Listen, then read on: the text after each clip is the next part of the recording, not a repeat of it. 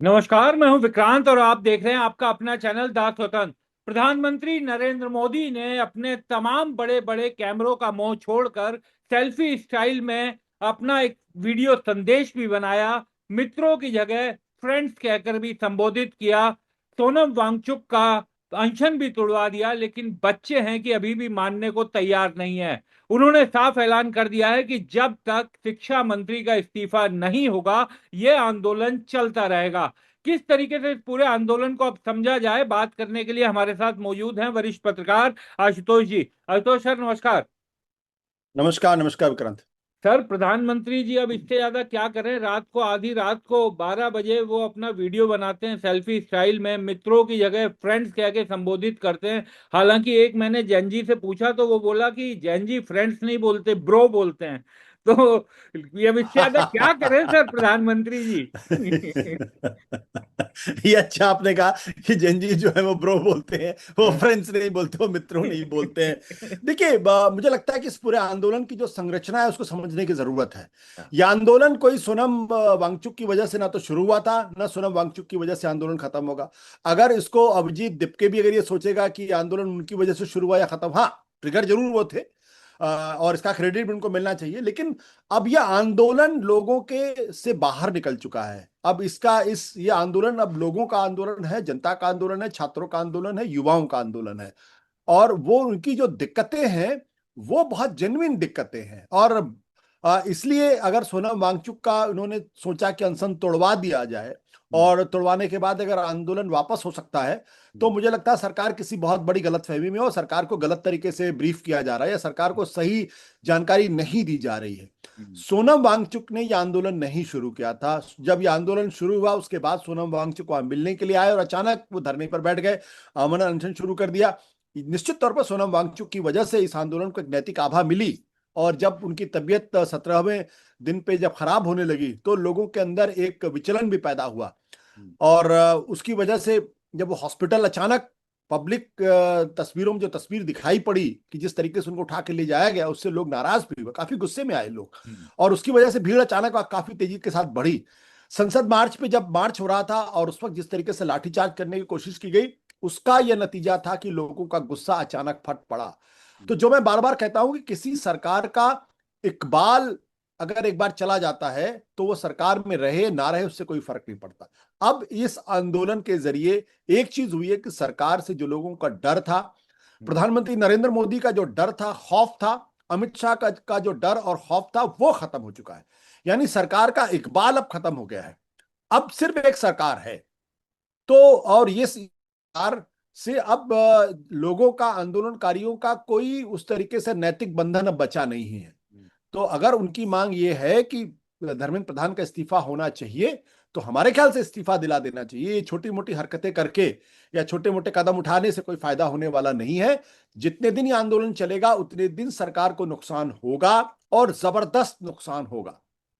Sir, जो बात आपने की वो मैं आपसे पूछना भी चाहता था कि इस सरकार का सबसे बड़ी चीज जो इस सरकार के बारे में थी कि लोग कुछ भी बोलने से डरते थे, विरोध जताने से डरते थे। लेकिन जैन जी जिस तरीके से, सर, जंतर मंतर पे मैं कई बार गया और बाकी सोशल मीडिया पर भी देख रहे हैं कि किस तरीके से वो विरोध कर रहे हैं, नए नए मीम्स निकाल कर ला रहे हैं। शायद इस लेवल का कभी इस सरकार का, प्रधानमंत्री का, खास तौर पर प्रधानमंत्री का इस तरीके से विरोध होगा शायद किसी ने इस आंदोलन से पहले सोचा नहीं होगा। तो ये कितनी बड़ी चिंता की बात है सरकार के लिए, क्योंकि ये जैन जी वहां पर ज्यादातर आ रहे हैं, ये उन परिवारों के बच्चे हैं जो अब तक मोटे तौर पर बीजेपी समर्थक परिवार थे, अपने परिवारों से नाराज होकर आ रहे हैं, अपने परिवारों से बिल्कुल अलग आवाज उठाकर वहां पर पहुंच रहे हैं। देखिए विक्रांत, जो चीज महत्वपूर्ण है वो ये कि सरकार का इकबाल खत्म हो गया। अभी मैं पिछले दिनों काफी दोबारा मैंने पढ़ने की कोशिश की द डिस्कवरी ऑफ इंडिया, हाँ। जवाहरलाल नेहरू की किताब।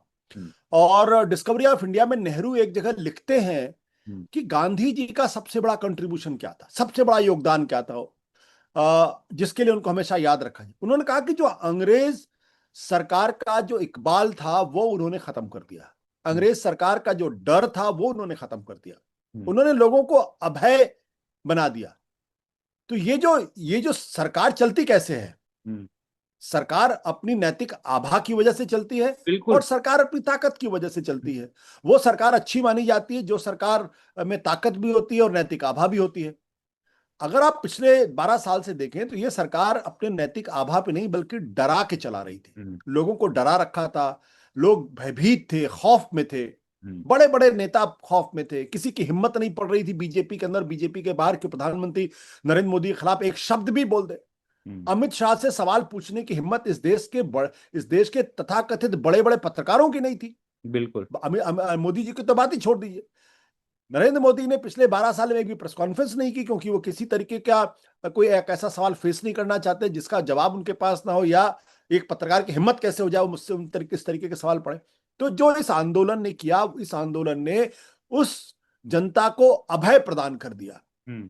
बिल्कुल अभय अभय मिला, लोगों का डर खत्म हो गया। हम्म। और ये काम सिर्फ बच्चे ही कर सकते थे, क्योंकि बच्चे इर्रेवरेंट होते हैं, बच्चों में मोह नहीं होता, हम्म। बच्चों में आगे पीछे सोच के फैसले करने की क्षमता उस तरीके से नहीं होती है। हम्म। हमें हमेशा डर लगेगा, अरे नौकरी चली जाएगी, हम्म। नौकरी नहीं मिलेगी, बच्चों का क्या होगा, नोटिस आ जाएगा, पुलिस आ जाएगी। ये सब बच्चे बच्चे ये सब नहीं सोचते। तो ये मासूम बच्चे हैं, जब इन पर लाठीचार्ज हुआ तो एक आम आदमी जो पेरेंट है, माँ बाप है, उनको भी ये तकलीफ हुई कि यार बच्चों पे आप लाठीचार्ज कर रहे हो, वो भी पैलेट गन का इस्तेमाल कर रहे हो, उनकी आंखें जा रही हैं, लाठियों के अंदर कीले लगा रखी हैं आपने। ये कोई तरीका हुआ काम करने का बच्चों सा? अरे बच्चों से बात करते प्रधानमंत्री जी, आप तो शिक्षा पे चर्चा करते थे, बच्चों को बताते थे कैसे शिक्षा में के तनाव को दूर किया जाए, कैसे एग्जाम फेस किया जाए। अरे आप गाड़ी उठा के चले जाते जंतर मंतर पे, जाके बच्चों के बीच में कहते मैं इस देश का प्रधानमंत्री हूं, आपकी क्या शिकायत है मुझे बताइए। हम्म। क्यों नहीं गए? क्यों नहीं अमित शाह गए? क्यों चुप है? क्योंकि उनको डर हो गया। अब डर इनमें आ गया, हम्म। डर यह आ गया कि कहीं बच्चों का गुस्सा उनके ऊपर ना निकले। तो जब डर एक बार खत्म हो गया तो सरकार का इकबाल खत्म हो गया। हम्म। अगर सरकार का इकबाल खत्म हो गया है तो फिर सरकार सिर्फ कहने के लिए वहां पे है। ऐसे में मुझे तो याद है कि अन्ना का आंदोलन तो आपने भी बहुत कवर किया, हम्म। मैंने भी उसको काफी हम्म। देखने की कोशिश की। हम्म। एक चीज मैं जरूर देखता था कि नेताओं को लेके बहुत नफरत थी वहां पे। हम्म। हम्म। नेताओं से बहुत नाराज थे, और वो किसी एक नेता, किसी एक पार्टी को लेके नहीं था, हम्म। वो पूरे पॉलिटिकल एस्टेब्लिशमेंट के खिलाफ था। वो जो राजनीतिक सत्ता थी, जो राजनीतिक व्यवस्था थी, उसको लेके लोगों के अंदर नाराजगी थी, और लोगों का एक कहना था कि ये नेता सारे के सारे भ्रष्ट होते हैं और आप इनसे कोई उम्मीद मत करिए, इसलिए लोकपाल कानून जरूरी है, चाहे कोई भी नेता हो, किसी भी की सरकार हो, इनके ऊपर अंकुश होना जरूरी है। हम्म। ये जो आंदोलन है ये किसी राजनीतिक व्यवस्था के खिलाफ आंदोलन नहीं है, हम्म। ये भारतीय जनता पार्टी की नीतियों के खिलाफ आंदोलन है। बिल्कुल। ये जो मौजूदा प्रधानमंत्री नरेंद्र मोदी की सरकार है, उनके उनकी नाकामियों के खिलाफ ये आंदोलन है। तो इसमें एक बुनियादी फर्क भी है। और एक चीज और बताऊं आपको कि भारतीय जनता पार्टी की सबसे बड़ी ताकत कौन है? हम्म। नरेंद्र मोदी।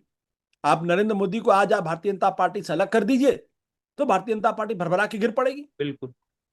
इस आंदोलन ने प्रधानमंत्री नरेंद्र मोदी का जो छवि थी उसको पूरी हम्म। तरीके से ध्वस्त कर दिया है।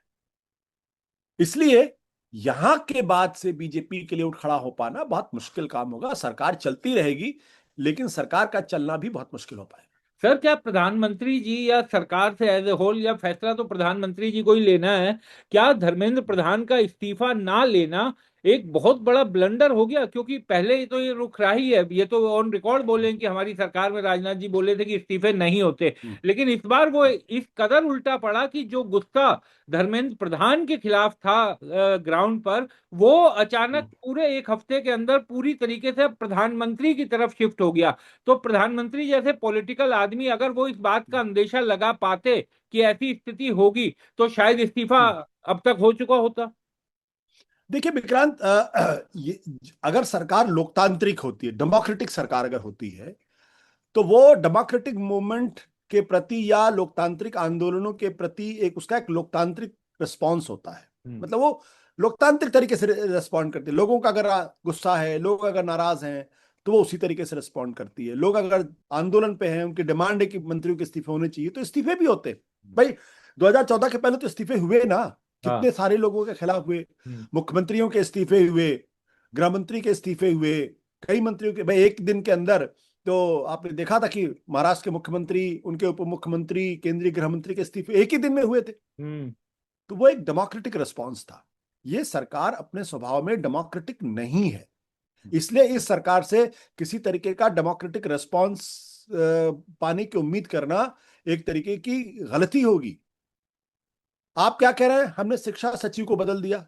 हम्म। सबको मालूम है फैसले तो शिक्षा मंत्री करते हैं, और शिक्षा हम्म। मंत्री का फैसले तो प्रधानमंत्री कार्यालय में होते हैं। हाँ। आप क्या कह रहे हैं, हम बड़े फास्ट ट्रैक बना देंगे। अभी तक आप क्या कर रहे थे? हाँ। जब जब पेपर लीक हो रहा था तब तो बच्चों के ऊपर लाठियां भाजी जा रही थी, तब आपको नहीं समझ में आ रहा था कि ये फास्ट ट्रैक कोर्ट बनाने की जरूरत है, या इस मामले को गंभीरता से लेने की जरूरत है। तब तो आपने मजाक उड़ाया। हम्म। तब तो आप इनके जो तमाम प्रवक्ता टीवी चैनल्स पर आते थे वो फालतू की बकवास किया करते थे। तो ये जो पूरा का पूरा मामला है, ये मामला अब इनके हाथ से निकल चुका है। हम्म। और इसलिए मैंने कहा कि अब ये रेस्टोर करने की भी कोशिश करेंगे, सोनम वांगचुक के माध्यम से इस आंदोलन खत्म करने की भी कोशिश हाँ। करेंगे। अब वो खत्म होने वाला नहीं है। लेकिन प्रधानमंत्री जी इस बात को जानते हैं कि मामला सिर्फ धर्मेंद्र प्रधान का नहीं है। हम्म। आज धर्मेंद्र प्रधान इस्तीफा दे देंगे तो कल लोग सीधे प्रधानमंत्री नरेंद्र मोदी का भी इस्तीफा मांगेंगे। हम्म।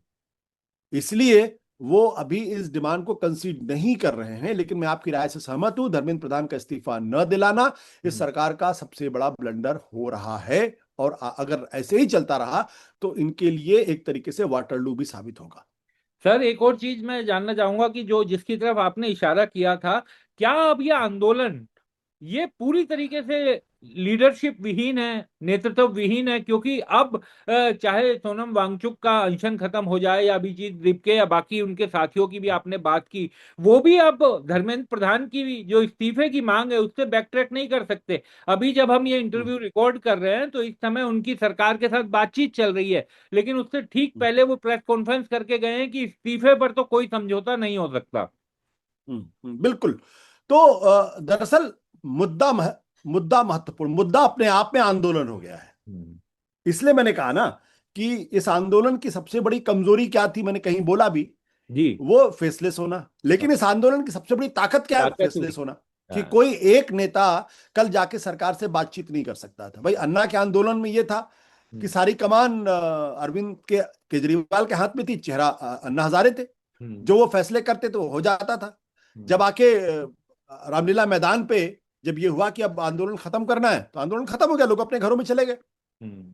तो वहां मुद्दा महत्वपूर्ण था, लेकिन मुद्दा महत्वपूर्ण होने के साथ साथ एक स्पष्ट लीडरशिप थी जिसकी बातों को लोग सुनते थे, जिसकी बातों को लोग अमल करते थे।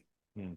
यहां कोई ऐसा नेता नहीं है। सोनम वांगचुक जरूर इस आंदोलन के एक रहे हैं, हाँ। लेकिन उनकी भी वो ताकत नहीं है, उनका भी वो इतना इकबाल नहीं है कि वो इस आंदोलन को शुरू कर सके या खत्म कर सके। हम्म। इसलिए मुद्दा महत्वपूर्ण है। और अगर मान लीजिए कल अभिजीत दिपके भी अगर ये फैसला कर ले कि नहीं हमें आंदोलन खत्म करना है हाँ। बिना धर्मेंद्र प्रधान के इस्तीफे के, तो वो होने वाला नहीं है। इसलिए मैंने कहा कि अब चीजें सरकार के हाथ से निकल चुकी हैं। हम्म। सरकार को अगर समझदार हो तो धर्मेंद्र प्रधान का चुपचाप इस्तीफा करवा दे और ये आंदोलन अपने आप खत्म हो जाएगा। सर, अभी अभी खबर आई है कि बीजेपी समर्थक सैकड़ों वकीलों ने चीफ जस्टिस को चिट्ठी लिखी है और उसमें इस हम्म, बात पर आपत्ति जताई है कि राहुल गांधी और अखिलेश यादव और बाकी नेता किस तरीके से प्रधानमंत्री के घर के बाहर धरना देने चले गए थे। तो ये हाई सिक्योरिटी जोन्स को लेकर के आप ध्यान दीजिए, हम्म, कोई नियम कानून ये सब बनाइए।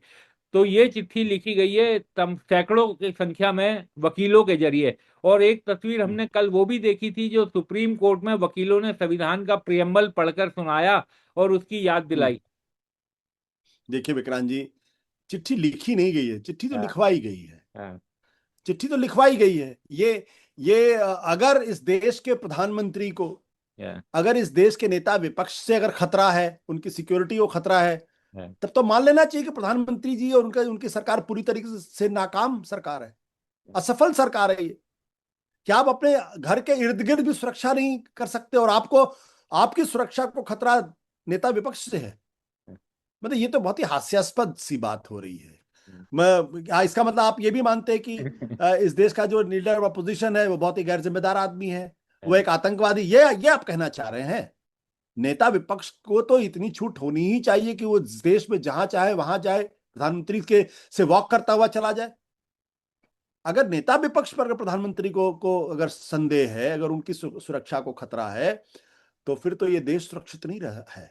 इसका मतलब पिछले 12 सालों में प्रधानमंत्री नरेंद्र मोदी की मौजूदगी में प्रधानमंत्री के निवास के आसपास का इलाका भी सुरक्षित नहीं बचा है। अगर ये स्थिति है तो मुझे लगता है ये एक राजनीतिक शगल है।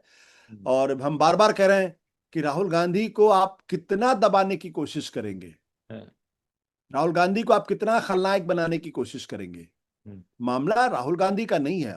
अब मामला छात्रों और सरकार के इकबाल के खत्म होने का है। पहली बार ऐसा हो रहा है जब लोगों के मन से डर निकल गया है। बच्चे अब किसी की बात सुनने के लिए तैयार है नहीं। राहुल गांधी या नो राहुल गांधी, नरेंद्र मोदी या नो नरेंद्र मोदी। अब ये कारवां चलेगा, अब ये कारवां रुकेगा नहीं। अब ये शक्ल क्या अख्तियार करेगा मुझे नहीं मालूम, लेकिन जो लोग चिट्ठियां लिख रहे हैं उनका भी एक लोकतांत्रिक अधिकार है, चिट्ठी लिखने दीजिए उनको। अब चीफ जस्टिस महोदय ने ही तो कहा था ना कॉकरोच, तो उसके बाद पैरासाइट्स भी कहा था उन्होंने। फिर उन्होंने ये भी कहा था कि हमारे पास वक्त नहीं, मैं इतने वीडियोस देखूं, ये भी उन्होंने कहा, अभी हाल के दिनों में कहा। तो अब जो जो स्थितियां हैं वो स्थितियां अब हाथ से निकल चुकी हैं, लिहाजा ना तो चिट्ठी का कोई असर होने वाला है, ना राहुल गांधी को गाली देके कोई असर होने वाला है। और अगर राहुल गांधी अगर प्रधानमंत्री के लिए खतरा है तो फिर राष्ट्रीय सुरक्षा कानून के तहत उनको जेल में बंद कर दीजिए, सोलिटरी कंफाइनमेंट में रख दीजिए। सर, आपने चीफ जस्टिस का याद दिलाया, तो चीफ जस्टिस ने जब कॉकरोच कहा था उसके बाद उन्होंने कहा कि मैंने ऐसा नहीं कहा।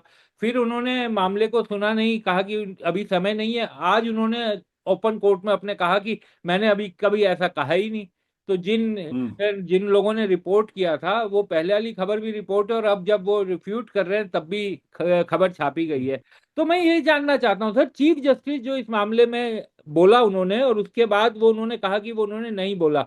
निर्भया आंदोलन के समय मुझे याद है सर, जस्टिस अल्तमस कबीर हुआ करते थे चीफ जस्टिस, उन्होंने बाकायदा जिस तरीके से पुलिस का वहां पर लाठीचार्ज और बाकी चीजें हुई थी उस पर उन्होंने बयान दिया था, और यहां तक कहा था कि उनकी तो इच्छा है कि वो इसे प्रोटेस्ट को ज्वाइन कर लें, लेकिन जो उनकी जिस पोजीशन पर वो हैं, जिस पद पर वो हैं, वो उन्हें ऐसा करने से रोकता है। लेकिन वर्तमान समय में सर वैसी उस तरीके की चीज नहीं दिखाई देती। किस तरह से देखा? देखिए विक्रांत, मैं कोई मुख्य न्यायाधीश पर कोई टिप्पणी नहीं कर रहा हूं। और मैं एक बात जरूर कहना चाहता हूं, जो हमारे पूर्वज, हमारे पुरखे, हमारी जो किताबों में लिखा हुआ है कि बड़े बड़े पद पर बैठने से कोई बड़ा नहीं होता। बड़े बड़े पद पर बैठने से कोई बड़ा पद बड़ा नहीं होता। आदमी बड़ा होता है अपने स्वभाव से, अपने व्यवहार से, अपने बर्ताव से। आप किसी को कोई भी कुर्सी दे दीजिए, अगर मन में कहीं कोई छोटापन है तो वो रिफ्लेक्ट करेगा। तो प्रश्न इसी बात को लेकर ये कि आज की तारीख में बड़ी बड़ी कुर्सियों पर बहुत छोटे छोटे लोग बैठे हुए हैं, छोटी सोच के लोग बैठे हुए हैं। अरे बच्चे सड़क पे हैं, कोई ये इनको आप ये बताने की कोशिश कर रहे हैं कि ये तो कोई पाकिस्तान है, कोई विदेशी साजिश है, इस तरीके की बातें कर रहे हैं। शर्म आनी चाहिए इन लोगों को। बच्चे हैं ये, इन पर आपने लाठीचार्ज किया है और इनकी आंखें जाने का खतरा पैदा हुआ है। लोग पैलेट देख रहे गन हैं इस चली बात है सर, जो कभी सुना को। नहीं पायलट हमने गन कि का इस इस्तेमाल तरीके किया के। हाँ बिल्कुल। तो लोग देख रहे हैं। और एक बात मैं और कहूंगा, मैं बार बार इस बात को कहता हूं, मैं उन बच्चों को सल्यूट करता हूं। उन तस्वीरों को देखकर मेरा सीना बहुत चौड़ा हुआ जब मैंने देखा कि बच्चे, पुलिस मार रही हो, बच्चे कह रहे और मारो और खड़े मारो हो गए। और मारो। इन बच्चों को सल्यूट करना चाहिए। और तब मुझे लगा कि गांधी जी एक बार फिर जिंदा हो गए हैं। और मुझे वो दांडी यात्रा की याद हो आई कि जब 72 लोगों का काफिला लेकर गांधी जी निकले थे, और उसके बाद जब एक एक जो आंदोलनकारी थे वो खड़े हुए थे, पुलिस की लाठियां बरस रही थी, उनके सर फट रहे थे, खून निकल रहा था, वो जमीन पे बेहोश होकर गिर रहे थे, लेकिन उनमें से किसी ने हिंसा नहीं की। ये गांधी जी की का बताया हुआ रास्ता था जो इन बच्चों ने अख्तियार किया। और फिर गांधी जिंदा हो गए। जिन गांधी की विचारधारा को खत्म करने की सायास कोशिशें की जा रही हैं पिछले 100 साल से, जिन गांधी जी की विचारधारा को नस्तनाबूद करने के षड्यंत्र रचे जा रहे हैं, लोगों को ब्रेन वॉश किया जा रहा, मीडिया का इस्तेमाल किया जा रहा है, वो गांधी एक बार फिर जिंदा हो गए और उन्होंने कहा जब जब इस देश की आत्मा पर हमले होंगे, जब जब इस देश की आत्मा को कुचलने की कोशिश कोई तानाशाह करेगा, तब तब गांधी दोबारा खड़े होंगे, तब तब गांधी जिंदा होंगे। और मैं जब उन तस्वीरों को देखता हूं, उन बच्चों को, तो मुझे लगता है कि फिर से गांधी खड़े हो गए हैं। उनको एक बार तो इन लोगों ने गोली से मार दिया, लेकिन वो गांधी अमर है हमारी और आपकी सोच में। ये बिल्कुल। जो गांधी ने एक तरीके से कहें, गांधी अगर होते, मैं गलत हाँ, शब्दों का इस्तेमाल कर रहा हूं, हाँ, गांधी जी, गांधी, मैं कह रहा हूं कि गांधी ने दरअसल बदला लिया। हाँ, गांधी कभी बदला नहीं लेते। हाँ, गांधी जी को मालूम था कि ये रास्ता सही है, तो उस रास्ते पर चलते, उसकी कोई भी कीमत चुकाते। हाँ। ये बच्चे भी उन्हीं गांधी जी के बताए हुए रास्ते पर चल रहे हैं।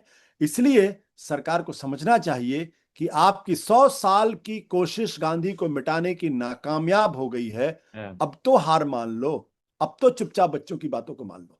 बिल्कुल सर, आपने दांडी मार्च का जिक्र किया। बच्चे भी दांडी मार्च करके ही जंतर मंतर पहुंच पा रहे हैं सर। 1.5 दर्जन मेट्रो हम्म, स्टेशन बंद हैं आसपास के हम्म, रेडियस के, तो वो बेचारे पैदल ही घूमते घूमते पहुंच रहे हैं। सर, ये थोड़ा सा मीडिया को लेकर के, मेन स्ट्रीम मीडिया बहुत गुस्से में, और आपके भी मैं ट्वीट देख रहा था कल परसों।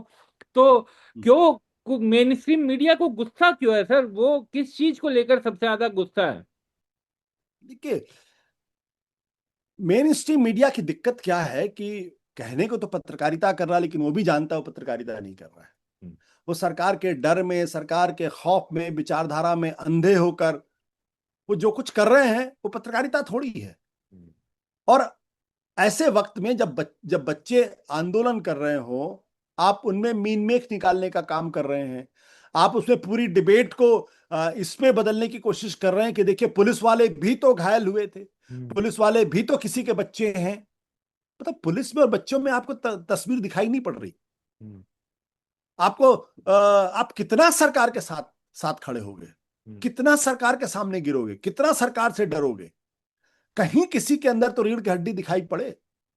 कुछ लोग हैं जो अभी भी मजबूती के साथ, जो पहले भी मजबूती के साथ खड़े हुए थे, उन्हीं मीडिया हाउस में काम करते हुए मजबूती के साथ खड़े हुए थे, मजबूती से वो सरकार से लोहा ले रहे थे, मजबूती से सरकार सवाल पूछ रहे थे। हाँ। उनको तो वहां किसी ने नहीं नहीं टोका, उनको तो किसी ने नहीं नहीं गालियां दी। और ये हर आंदोलन में यही हो रहा है। जहां कहीं भी इस तरीके का आंदोलन होता है, मेन स्ट्रीम मीडिया की यही हालत होती है, और फिर ये लोग रोते रोते हुए दिखाई पड़ते हैं। तो अपनी गिराबान में नहीं झांकना, सरकार की चमचागिरी करना, छोटे छोटे पदों के लिए अपने जमीर का को बेच देना, तो इसलिए इनके साथ दया ही की जा सकती। बाकी तो मैं क्या इस पर टिप्पणी करूं। सर, एक अंतिम सवाल और जानना चाहूंगा कि क्या मेन स्ट्रीम मीडिया की खींच इस बात को लेकर भी है कि ये जो आंदोलन है ये पूरी तरीके से बिना मेन स्ट्रीम मीडिया के दिखाए इतना बड़ा आंदोलन बना, सफल हो गया, बच्चे इतनी बड़ी संख्या में पहुंच गए, और दूसरा, मेन स्ट्रीम मीडिया की तमाम कोशिशों के बावजूद वो इस आंदोलन को बदनाम नहीं कर पाए? नहीं, कोशिश तो बहुत की बदनाम करने की। हम्म, बिल्कुल आपने सही कहा, कोशिश तो बहुत की, लेकिन बदनाम नहीं कर पाए, क्योंकि अ, मैंने कहा ना कि एक समय ऐसा आता है जब चीजें हाथ से निकल जाती हैं, हम्म, जब लोग विश्वास करना बंद कर दें, और इसके लिए वो खुद जिम्मेदार। हम्म, अगर मीडिया की क्रेडिबिलिटी होती, अगर लोग मीडिया में एक इंटेग्रिटी, ईमानदारी को देखते, तो मीडिया की हर बातों को यकीन करते। मुझे तो अन्ना का आंदोलन याद है, हम्म, सरकार की चूलें हिल गई थी, हम्म, सरकार बुरी तरीके से घबरा गई थी, सरकार ने एक आनन फानन में फैसले करने शुरू कर दिए थे। और हम्म, जब जब हुआ है, ये 2014 के बाद की मैं स्थिति देख रहा हूं, क्योंकि लोग अंधे नहीं हैं, लोगों को दिखाई पड़ रहा है, लोग जानते हैं कि हम्म, सरकार किसकी बात कर रहा है। हम्म, जब सरकार से जुड़े हुए लोग और सरकार की चमचागिरी करने वाले पत्रकार, और ऐसे भी पत्रकार हैं जो 2014 के पहले तक प्रधानमंत्री नरेंद्र मोदी के बारे में क्या क्या नहीं कहते थे, क्या क्या गालियां नहीं देते थे, हम्म, अब वही पत्रकार सरकार के लल्लो चप्पो करते सुबह से शाम तक, क्योंकि किसी को पद्मश्री चाहिए, किसी को सरकार में कोई नौकरी चाहिए, किसी को कोई 2 लाख की नौकरी चाहिए, कहीं कुछ चाहिए, और किसी को लगता है इससे उनका करियर बन सकता है। हमारे तो ऐसे कई दोस्त हैं हम्म, जो दरअसल जिनका जिनका आज का रूप देख के मुझे बड़ी हैरानी होती है कि ये लोग 2014 के पहले क्या कहते थे, अब 2014 के बाद ये किस तरीके से हो गए। या तो 2014 के पहले ये लोग नकली थे, या 2014 के बाद ये लोग नकली हुए हैं। तो बात सिर्फ इतनी सी है कि क्रेडिबिलिटी पत्रकारिता में बड़ी मुश्किल से बनती है, एक बार चली जाए तो वापस नहीं आती। आज की तारीख में इस मीडिया की क्रेडिबिलिटी, विश्वसनीयता पूरी तरीके से खत्म हो गई है, इसलिए इनकी बातों पर कोई भरोसा नहीं कर रहा। अब ये सच भी बोलेंगे तो भी लोग भरोसा नहीं करेंगे इनकी बातों को। और टेक्नोलॉजी का ऐसा माहौल हो गया है कि अब आपको हमको किसी मेन स्ट्रीम मीडिया में जाने की जरूरत ही नहीं है, हमें उसके सहारे की जरूरत नहीं है। हमें भी, और सर जो आंदोलन कर रहे हैं, जो लोग सड़कों पर हैं, उन्हें भी अब कोई जरूरत नहीं है। वो बिल्कुल उन्हें कोई जरूरत, यानी वो मिस ही नहीं करते कि मेन स्ट्रीम मीडिया। आपने अन्ना आंदोलन का जो जिक्र किया सर, अन्ना आंदोलन को बड़ा बनाने में उसमें भूमिका एक मीडिया की थी, जो इस तरह के आंदोलन में होनी भी बिल्कुल चाहिए, कि जो घट रहा है कम से कम वो तो दिखाइए। इस आंदोलन का तो एकदम बॉयकॉट किया हुआ था मेन स्ट्रीम मीडिया ने। बिल्कुल। और बल्कि मुझे याद करता है कि जब जिस दिन इन्होंने सोनम वांगचुक को उठाया हाँ और लोग सड़कों पर निकलने लगे, है। तब इस आंदोलन को नकारना इनके लिए असंभव हो गया। हम्म। नहीं तो डिबेट भी नहीं होती थी, खबरें, कुछ नहीं। कुछ नहीं होता था। तो सर अंतिम सवाल, क्या मंत्री जी के इस्तीफा के बिना आपको ये आंदोलन खत्म होता दिखाई दे रहा है? देखिए, बच्चों ने तो साफ तौर पे कह दिया है कि हाँ, शिक्षा मंत्री का अगर इस्तीफा नहीं होगा हाँ। तब तक हमारा आंदोलन चलता रहेगा। अब सरकार को सोचना होगा कि क्या वो शिक्षा सचिव का इस्तीफा ट्रांस दिलाने के बाद से, हाँ, हाँ। उन्होंने इस्तीफा तो दिला दिया, इस्तीफा नहीं बल्कि उनको हाँ, ट्रांसफर किया गया, ट्रांसफर है बस सर। वो भी हाँ, हाँ, वो भी कोई पनिशमेंट नहीं है। ट्रांसफर, हाँ। सरकारी नौकरी में ट्रांसफर एक एक विभाग से दूसरे विभाग को करना कोई कोई पनिशमेंट नहीं है, कोई वो नहीं है। तो अगर सरकार इसी तरीके की बेवकूफियां करेंगी तो बात अलग है। हम्म, हमारे ख्याल से धर्मेंद्र प्रधान का इस्तीफा करा देना चाहिए, नहीं कराएंगे तो नुकसान होगा, और आंदोलनकारी ऐसे अपनी अपने अपने जिद पे अड़े रहेंगे। बहुत बहुत शुक्रिया सर, आप जुड़े, चर्चा में शामिल हुए, थैंक शुक्रिया। यू।